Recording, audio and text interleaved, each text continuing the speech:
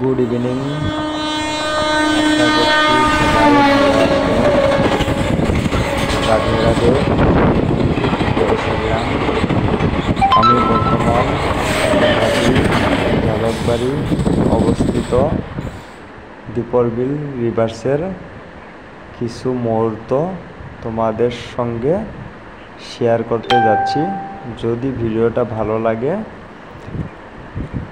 Follow and share, like, comment করে দিবা।